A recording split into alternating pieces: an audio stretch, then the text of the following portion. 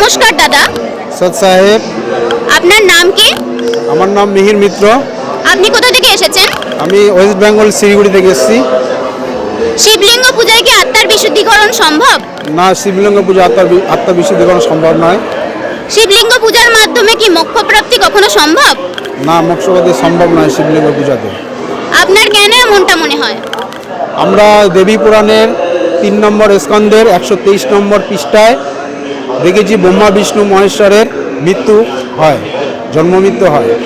হ্যাঁ, আর ভস্মাসুর যে আছে, যিনি শিবের আরাধনা করে তাকে সন্তুষ্ট করে যে ভস্মাগিরি যে যন্ত্রটা আছে সেটা তিনি লাভ করে শিবকে যে মৃত্যু দেওয়ার জন্য তার পিছনে ছোটাছুটি করে এবং পার্বতীকে সে বিবাহ করার ইচ্ছা প্রকাশ করে। এটাইতে আমরা বুঝি যে শিবেরও জন্ম মৃত্যু হয়।